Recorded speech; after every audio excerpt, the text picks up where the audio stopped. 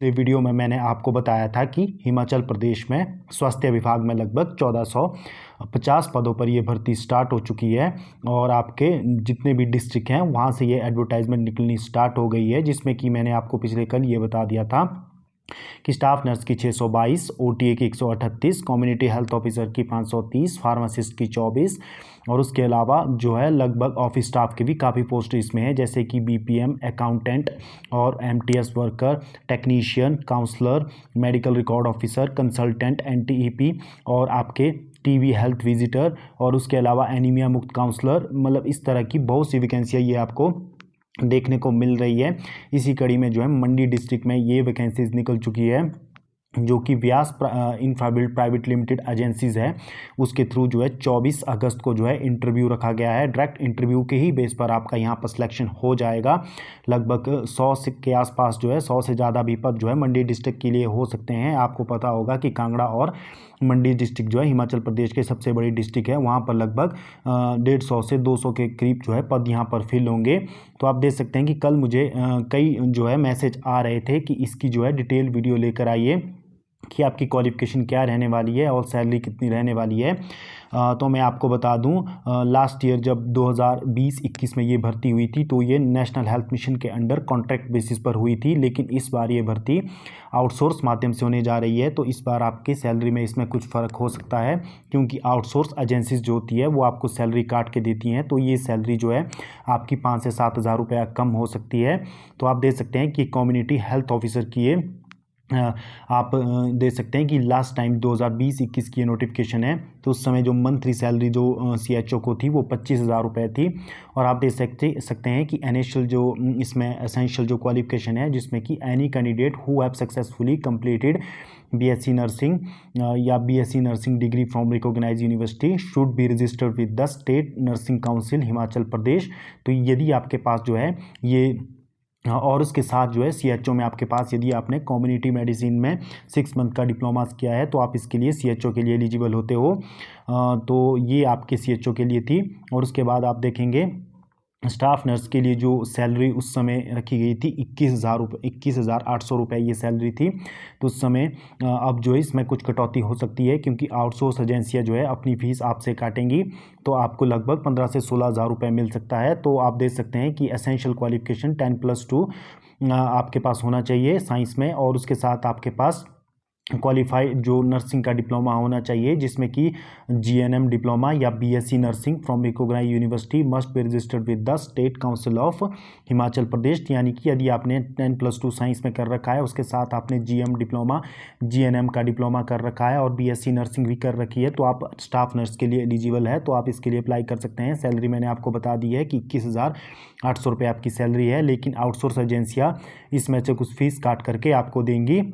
तो ये इसमें जो मैंने आपको बता दिया है लेबोरेटरी टेक्नीशियन की, जो आप देख सकते हैं कि 18,300 बेसिक जो सैलरी की गई है, तो इसके लिए आपके पास essential qualification 10+2 in science with degree BSc medical laboratory technology या बीएससी मेडिकल टेक्नोलॉजी या लेबोरेटरी बीएससी मेडिकल टेक्नोलॉजी, यदि आपने ये कर रखा है तो आप इसके लिए एलिजिबल हैं।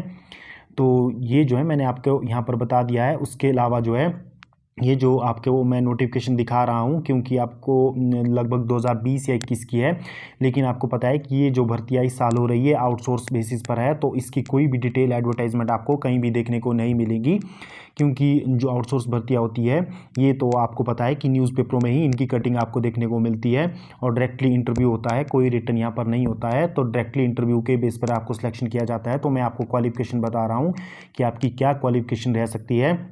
तो डेंटल हाइजीनिस्ट के लिए आपके पास dental hygienist diploma recognise university से होना चाहिए, और जो आप सैलरी देख रहे हो ये अब रिवाइज हो चुकी है, इससे ज़्यादा आपको सैलरी मिलेगी। डेंटल मैकेनिक्स में आप देख सकते हो dental mechanics diploma recognized by the DCI registered with the HP state council, और मल्टी रिहेबिलिटेशन वर्कर, इनकी सैलरी भी अब 16 से 17 हज़ार रुपये हो चुकी है।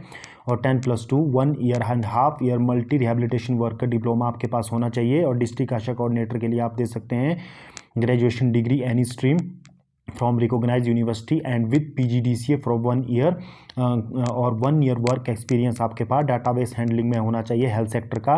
और डिस्ट्रिक्ट एडमिनिस्ट्रेटिव कम प्रोग्राम असिस्टेंट जिसकी जो सैलरी अब 20 की 22,000 रुपये हो चुकी है। तो यहाँ पर आप देख सकते हैं कि qualification degree in any stream PGDCA from recognise university, तो ये होना चाहिए। और डिस्ट्रिक्ट प्रोग्राम कोऑर्डिनेटर जिसकी जो सैलरी अब 22,000 रुपये है, और इसमें आपके पास MBA PGA diploma management health administrative from recognise university आपके पास होना चाहिए। और TV हेल्थ विजिटर जिसकी सैलरी भी अब 14 से 15,000 रुपये हो चुकी है, जिसके लिए आप देख सकते हैं कि ग्रेजुएट और इंटरमीडिएट आप होने चाहिए। उसके साथ आपके पास आपको जो है LHV या ANM हेल्थ वर्कर सर्टिफिकेट और higher course in the health education council या tuberculosis health visitor recognised course आपके पास होना चाहिए। तो उसके अलावा आप देख सकते हैं कि ब्लॉक प्रोग्रामर मैनेजर यानी कि BPM की जो पोस्ट है उसके लिए सैलरी अब आपके पास 20,800 रुपये हो चुकी है। तो इसमें जो आपके पास MBA in personal management, finance management, basic knowledge आपके पास कंप्यूटर में होनी चाहिए। और STS सीनियर ट्रीटमेंट सुपरवाइज़र जिसकी सैलरी 20,800 हो चुकी है, जिसके लिए बैचलर डिग्री और रिकॉग्नाइज सैनिटरी इंस्पेक्टर कोर्स आपके पास होना चाहिए। और उसके अलावा आपके पास जो है परमानेंट 2 व्हीलर का लाइसेंस आपके पास होना चाहिए। तो रेडियोग्राफर आप देख सकते हैं कि इनकी सैलरी भी रिवाइज हो चुकी है।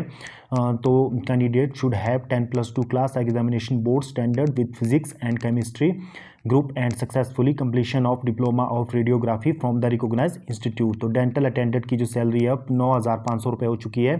इसके लिए आपके पास सिंपल मैट्रिक पास यदि आप हो तो एलिजिबल होते हो। और अकाउंटेंट के लिए जो सैलरी है वो 21,300 रुपये हो चुकी है।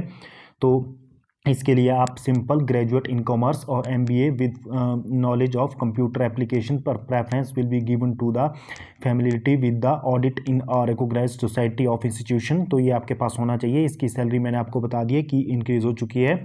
Accountant cum medical record officers जिसके लिए जो सैलरी है आपकी 21,300 रुपये हो चुकी है।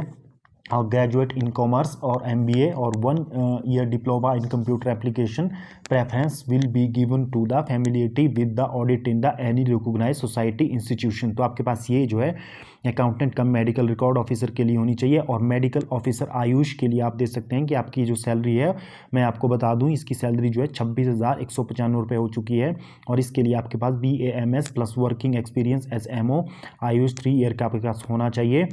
तो आप देख सकते हैं कि क्लिनिकल साइकोलॉजिस्ट आपके पास सैलरी इसकी भी इंक्रीज हो चुकी है। तो आप इसमें क्वालिफिकेशन दे सकते हैं कि MSc इन फिजिकोलॉजिकल और applied sociological and master philosophy आपके पास होनी चाहिए। और .+TV जो THIB सुपरवाइज़र है इसके लिए भी सैलरी इंक्रीज हो चुकी है। ग्रेजुएट और certificate course in the computer operation minimum 2 months आपके पास होना चाहिए। और जो सीनियर लैबोरेटरी सुपरवाइज़र इसके लिए सैलरी मैं आपको बता दूं रिवाइज होकर के 22 से 23,000 रुपये हो चुकी है। ग्रेजुएट और diploma in certificate course in medical laboratory technology में आपके पास होना चाहिए। और उसके बाद रेफ्रिजरेटर मैकेनिक्स इनके लिए भी सैलरी जो है हाइक हो चुकी है और आप क्वालिफिकेशन दे सकते हो। और फार्मासिस्ट के लिए यहाँ पर सैलरी इंक्रीज हो चुकी है, लगभग 20,000 रुपये इसकी सैलरी अब हो चुकी है। इसके लिए आपके पास bachelor degree diploma in pharmacy और its equivalent from the university और institution recognised by the central state government must be registered with the pharmacy council. तो कुक यहाँ पर जो है आपको कुक और केयर टेकर की भी वैकेंसी देखने को मिलती है। इसकी भी सैलरी जो है 9,500 रुपये हो चुकी है। और 12th standard with home science आपके पास होना चाहिए। और सबसे बड़ी जो है अब मुझे जो पूछा जा रहा था वो काउंसलर की जो है क्वालिफिकेशन क्या रहने वाली है। तो आप यहाँ देख सकते हैं कि जो काउंसलर की आपके पास होनी चाहिए बैचलर डिग्री, और आपके पास बैचलर डिग्री होनी चाहिए और equivalent social work sociology physiological with knowledge of computer आपके पास बैचलर डिग्री और सोशियोलॉजी में आपके पास जो है या फिजिकोलॉजिकल में आपके पास नॉलेज होनी चाहिए। तो आप इसके लिए एलिजिबल हैं, तो आप इसके लिए अप्लाई कर सकते हैं। तो ये जो है आपके पास ये रहने वाली है। तो उसके बाद आप सकते हैं लैक्टेशन जो काउंसलर रहते हैं। और उसके ब्लड बैंक टेक्नीशियन भी यहाँ पर है, उसकी सैलरी भी 14,000 रुपये है, इंक्रीज हो चुकी है। तो 10+2 with science with diploma in medical laboratory technician आपके पास है। तो MPW मल्टीपर्पज़ वर्कर आप देख सकते हैं कि इनकी सैलरी भी अब इंक्रीज हो चुकी है, 9,000 कुछ रुपए इनकी सैलरी है। इसके लिए आपके पास 10+2 with science diploma in male health worker from the recognized institution must have registered with the paramedical council. तो ये आपके पास होना चाहिए। तो ये आपको मैं सैलरी जो है लेटेस्ट दिखा रहा हूँ जो 2022 में रिवाइज हुई थी, लेकिन कुछ कैटेगरी की इसमें और हाइक हो चुका है।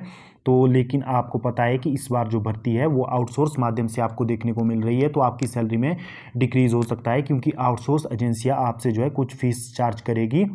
तो आपको जो है सैलरी जितनी यहाँ पर शो हो रही है उससे लगभग 4-5 हज़ार रुपये कम सैलरी मिल सकती है।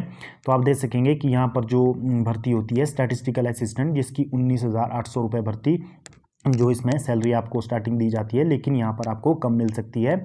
और लेबोरेटरी टेक्नीशियन की 18,300 और ड्राइवर की 10,910, क्लर्क की जो है यहाँ पर 18,300 रुपये सैलरी रहती है। लेकिन यदि ये भर्ती कॉन्ट्रैक्ट पे होती तो आपको इतनी सैलरी मिलती और इसके ऊपर आपको जो है मेडिकल अलाउंस भी मिलता। लेकिन यहाँ जो है आपको आउटसोर्स पर ये भर्ती हो रही है, तो आपको जो है आउटसोर्स एजेंसी जो है फीस काट करके लगभग 15,000 रुपये तक दे सकती है। उसके अलावा फार्मासिस्ट की आप दे सकते हैं कि 13,410 रुपये, लेकिन ये इंक्रीज़ हो चुकी है।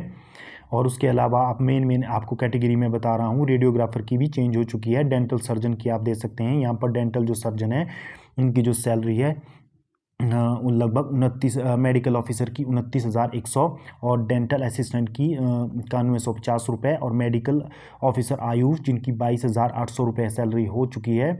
तो उसके अलावा जो है आपकी इसमें और सैलरी को रहेगी, जैसे कि आप देख सकते हैं कि इसमें ANM की सैलरी 12,910 रुपये, लेकिन अब ये 14 हो चुकी है। और सोशल वर्कर जिसमें आप 19,800 रुपये और पर्सनल असिस्टेंट 22,300 रुपये। स्टाफ नर्स की जो मैंने आपको पहले बता दी है वो रिवाइज़ हो चुकी है, लगभग 21,000 रुपये वो सैलरी हो चुकी है।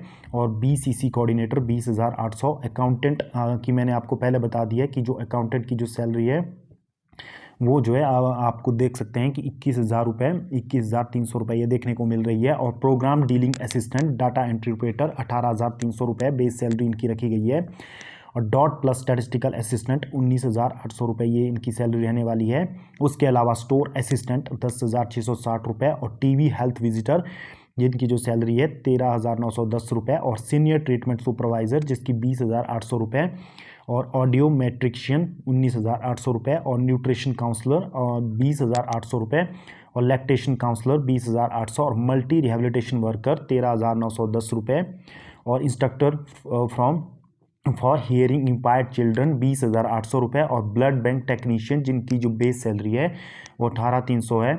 और इसके अलावा आप देख सकते हैं कि accountant cum medical record officer की 21,300 रुपये। यदि आज की ये वीडियो आपको अच्छी लग रही हो तो फ्रेंड्स प्लीज़ आप इस चैनल को हमारे सब्सक्राइब कर लीजिए और जो है इस वीडियो को ज़्यादा से ज़्यादा अपने फ्रेंड्स के साथ शेयर कीजिए। तो मैं आपके लिए इसी प्रकार की इंपॉर्टेंट वीडियो लाता रहता हूँ।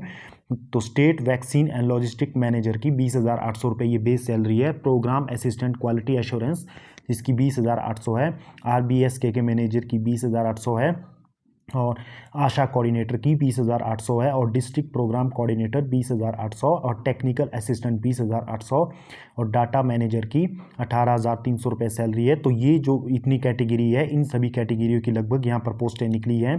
तो आप भी जो है इन सब के लिए जो है यदि आप एलिजिबल हो तो अप्लाई कर सकते हो। कई पोस्ट के लिए इसमें जो है ग्रेजुएशन मांगा जाता है, 12+2 मांगा जाता है। तो आप जो है डायरेक्टली जो रिक्रूटमेंट एजेंसी मैंने आपको कल वीडियो में बताई थी, जो आपकी मैक्सिमम जो आपकी रिक्रूटमेंट एजेंसी है वो मैक्सिमम आपकी शिमला की एजेंसीज़ है और कुछ एक मंडी की है, हमीरपुर की है। तो आप इन एजेंसियों से पता कर सकते हो कि ये फॉर्म निकल चुके हैं। तो आप डायरेक्टली इंटरव्यू में दे करके आप कहीं भी डिस्ट्रिक्ट हॉस्पिटल्स में या सिविल हॉस्पिटल में या PSC में या सब सेंटर तक भी ये वैकेंसियाँ हो सकती है। तो वहाँ पर आपकी जॉब रहने वाली है। ज़्यादातर वैकेंसीज आपको सिविल हॉस्पिटल और या आपको डिस्ट्रिक्ट हॉस्पिटल में यह देखने को मिलेंगी। तो आज ये मैं आपके लिए वीडियो लेकर आ गया था जो आपके लिए काफ़ी इंपॉर्टेंट रहने वाली है। तो आप इसमें देख सकते हो कि क्या क्वालिफिकेशन है और क्या जो है इसमें सैलरी रहने वाली है। तो ये मैंने आपको बता दिया। इसके बाद में आपके लिए एक और वीडियो डिटेल इस पे लेके आऊँगा कि आपको क्या क्या बेनिफिट इसमें मिलते हैं और क्या आपको कितनी छुट्टी अब आउटसोर्स पे मिलेगी। क्योंकि जो पहले ये भर्ती निकली थी वो आपको पता होगा कि वो कॉन्ट्रैक्ट बेसिस पे निकली थी, क्योंकि कॉन्ट्रैक्ट बेसिस पर आपको पता है कि कुछ अदर बेनिफिट आपको मिलते हैं, लेकिन आउटसोर्स में वो बेनिफिट आपको ख़त्म हो जाते हैं। तो नेक्स्ट वीडियो में उस पर लेकर आऊँगा। तो आप हमारे चैनल के साथ जुड़े रहिए। आज की वीडियो के लिए इतना ही, धन्यवाद।